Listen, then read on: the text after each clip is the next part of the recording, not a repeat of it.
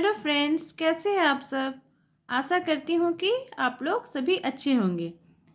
जैसा कि पहले के वीडियो में हम लोगों ने भारत की नई शिक्षा नीति के बारे में पढ़ा था कि हमारी जो नई शिक्षा नीति 2020 किस प्रकार की है, ये इसकी पहले की वीडियो में हम सभी ने देखा था। आज के वीडियो में हम लोग यूजीसी नेट सोशियोलॉजी सिलेबस के अंतर्गत इसका जो कोड नंबर 5 है, जो इसका उसका यूनिट नंबर 1 समाजशास्त्रीय सिद्धांत के बारे में देखेंगे। जैसा कि आप सभी को पता होगा कि सोशियोलॉजी का जो यूजीसी नेट का सिलेबस है, इसे 10 भागों में बांटा गया है और उसी के अंतर्गत कोड नंबर 5 जो है उसका यूनिट नंबर 1 समाजशास्त्रीय सिद्धांत के अंतर्गत हमें 3 पाश्चात्य समाजशास्त्रियों के बारे में पढ़ना पड़ेगा। वे कौन कौन है? इमानुएल दुर्खेम, मैक्स वेबर और कार्ल मार्क्स। तो इसके अंतर्गत हम आज मैक्स वेबर के बारे में कुछ इम्पॉर्टेंट बिंदुओं को देखेंगे कि उन्होंने किस प्रकार के व्याख्या की है, उनकी जो मेथोडोलॉजी है वो किसके अंतर्गत आती है, वे क्या कहना चाहते हैं, इसे हम देखेंगे।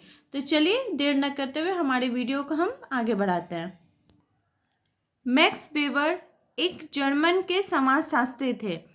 उनकी जन्म हुई थी 1864 में तथा उनकी मृत्यु 1920 में हुई थी।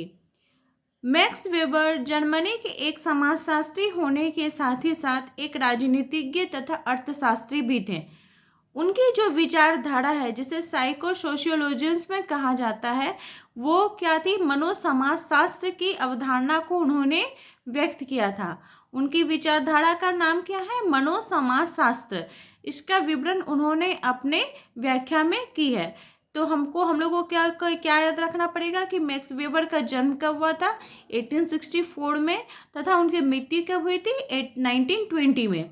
तो चलिए हम लोग मैक्स वेबर के कुछ इम्पॉर्टेंट पॉइंट को देखते हैं। अगर क्रम के अनुसार देखा जाए तो यूँ तो भारत में बहुत सारे समाजशास्त्री आए हैं, पाश्चात्य के समाजशास्त्री, भारतीय समाजशास्त्री। तो उसमें मैक्स वेबर का स्थान कितना है? तो हम देखते हैं कि अगस्त कॉम्ट का जन्म कब हुआ था? 1798 में। कार्ल मार्क्स का जन्म कब हुआ था? 1818 में। इमानुएल दुर्खेम का जन्म कब हुआ था? 1820 में। तथा मैक्स वेबर का जन्म कब हुआ था? 1864 में। ठीक है, तो उस 1864 यानी कि मैक्स वेबर के जन्म के पहले अगस्त कॉम्ट, कार्ल मार्क्स तथा इमानुएल दुर्खेम आ चुके थे। तो फिर और हम आगे देखते हैं।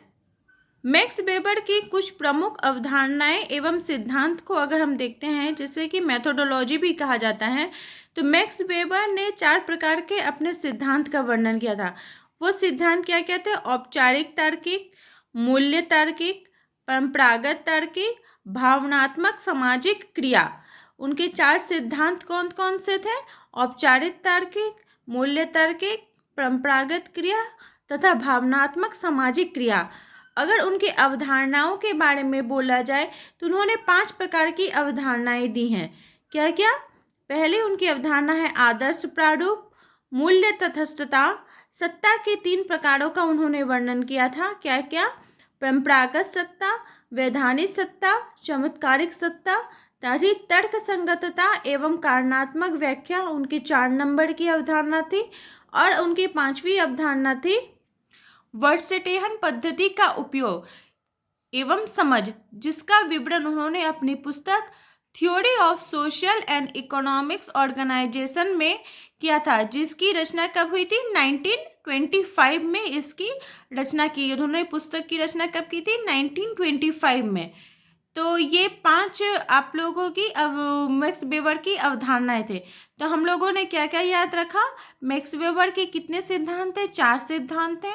उनकी अवधारणाएं कितनी थी? 5 अवधारणाएं थी। और इसी को आगे बढ़ाते हुए हम लोग मैक्स वेबर के कुछ चर्चित पुस्तकों के बारे में देखते हैं।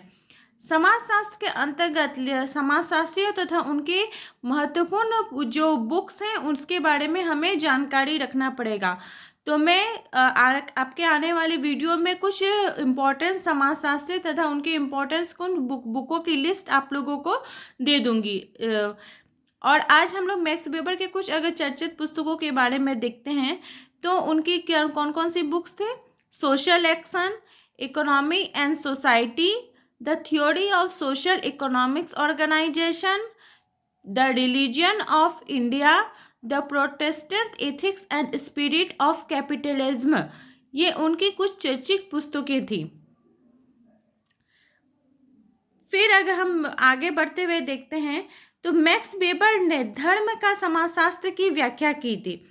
उनके अनुसार उन्होंने धर्म का विस्तृत रूप में अध्ययन किया था तथा उनका कहना था कि धर्म किस प्रकार के मनुष्य के समाज के अंतर्गत मनुष्य के रहन सहन में बदलाव लाता है, उसकी स्थिति में बदलाव लाता है, इसका उन्होंने विस्तृत रूप में अध्ययन किया था।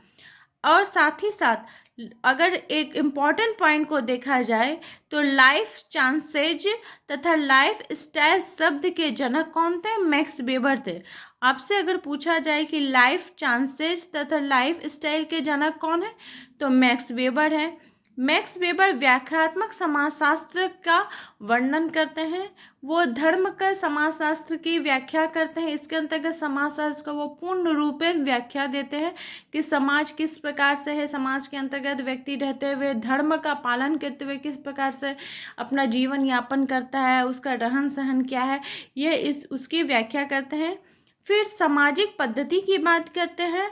व्याख्यात्मक समाजशास्त्र के अंतर्गत बहुत सारी रीतियाँ, समितियाँ, संस्थाएं, धर्म, पद्धति सब आते हैं। इसके अंतर्गत उन्होंने समाजशास्त्र की पद्धति की बात की है। फिर उन्होंने कहा है कि जाति एक बंद व्यवस्था है, जाति एक बंद वर्ग है। यह कथन किसका है? मजुमदार का है। और मैक्स वेबर ने क्या कहा था कि जाति एक बंद व्यवस्था है। बंद व्यवस्था इन्होंने किया, उन्होंने धर्म का जब विस्तृत रूप में अध्ययन किया तो उनके अनुसार धर्म के अंतर्गत मनुष्य बंधा हुआ रहता है, वो अपने धर्म के बाहर कोई भी कार्य नहीं कर सकता है, वो उसके अंतर रहन सहन का प्रतिबंध होता है, खान पान का प्रतिबंध होता है। इसलिए कहा जाता है कि जाति एक बंद व्यवस्था, उसे मैक्स वेबर ने माना है। मैक्स वेबर ने विश्व के 6 धर्मों का अध्ययन किया था। कितने धर्मों का अध्ययन किया था? 6 धर्म का। वो धर्म कौन कौन से थे? हिंदू धर्म, बौद्ध धर्म, मुस्लिम धर्म, यहूदी धर्म, कन्फ्यूशियस धर्म और ईसाई धर्म। इन 6 धर्मों का उन्होंने विस्तृत रूप में अध्ययन किया था। ये भी इम्पॉर्टेंट टॉपिक हो जाता है कि मैक्स वेबर ने कितने धर्मों का अध्ययन किया था? तो 6 धर्मों का। इसी को आगे बढ़ते हुए देखते हैं तो धार्मिक अवधारणाएं हमारे आर्थिक कारणों को भी प्रभावित करती हैं। मैक्स वेबर के अनुसार जो धार्मिक अवधारणाएं हमारे आर्थिक कारणों को भी प्रभावित करती है। मैक्स वेबर ने कहा है कि जाति एक बंद व्यवस्था है।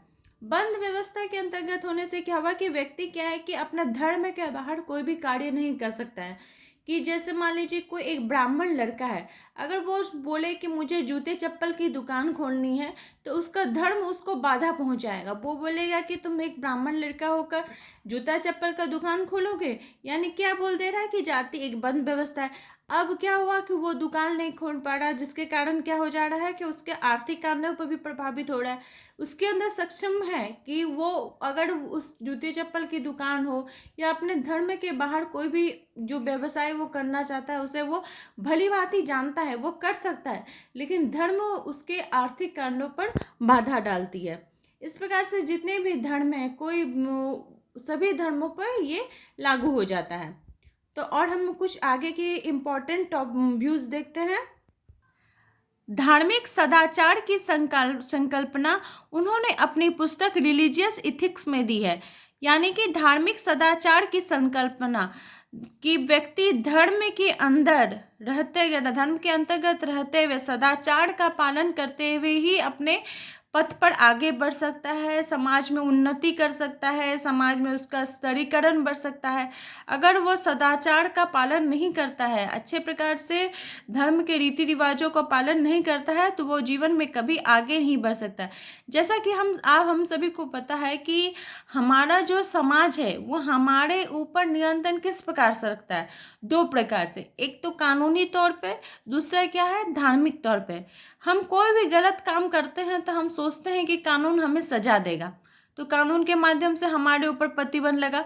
दूसरा क्या, हम ये भी सोचते हैं कि हमें धार्मिक कारणों से भी, जैसे कि भगवान हमें सजा देंगे।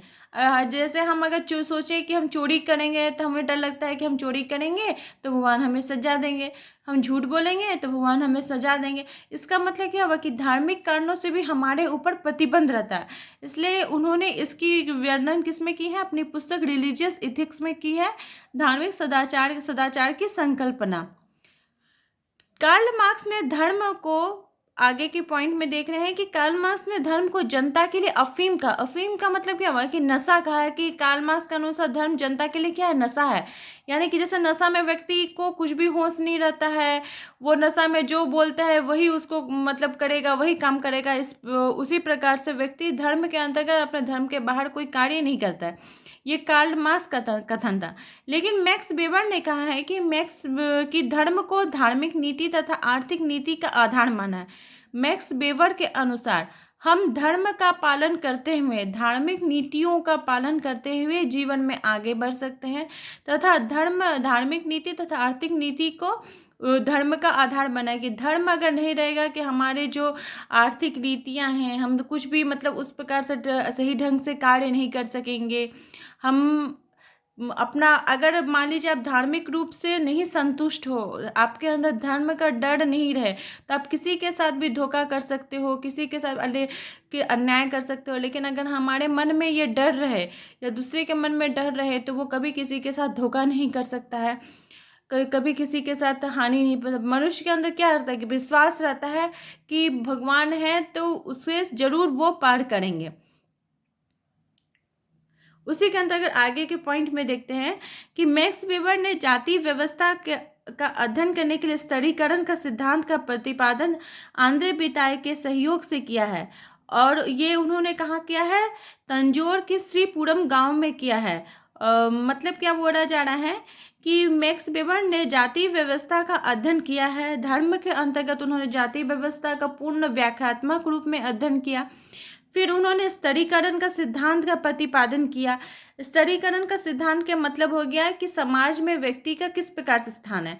एक तो धार्मिक रूप से ऊंच नीच का भेदभाव, तो वो तो हमारा ऋग्वेदिक काल से ही चला आ रहा है। और ऊपर से क्या बोल रहा है कि इसका उन्होंने किसके साथ किया, आंद्रे बिताए के सहयोग से किया। मैक्स वेबर के अनुसार जब उन्होंने जाति व्यवस्था का अध्ययन किया तो स्तरीकरण के सिद्धांत का प्रतिपादन किया। और स्तरीकरण के सिद्धांत पे उन्होंने बोला कि जिस प्रकार से व्यक्ति, हमारे समाज में क्या है कि व्यक्ति जिस प्रकार का शिक्षित होगा, अगर वो अच्छे प्रकार से शिक्षित होगा तो वो मजिस्ट्रेट, डीएससी, आईएएस ऑफिसर बन सकता है। अगर वो पढ़ाई लिखाई नहीं करेगा तो उसे लेबर का काम तो बच्चा को करना ही पड़ेगा।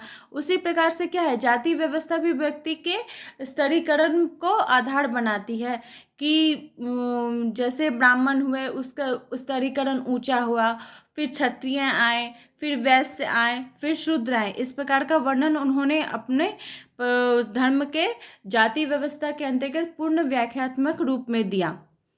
तो मेरी ये वीडियो यहीं पे समाप्त होती है और मुझे आशा है कि आपको मेरे द्वारा बताई गई जानकारियाँ महत्वपूर्ण लगी होगी। अगर मेरे द्वारा बताई गई जानकारी आप लोगों को अच्छी लगती है तो प्लीज़ लाइक, शेयर और सब्सक्राइब करें तथा मेरे चैनल के साथ बने रहें।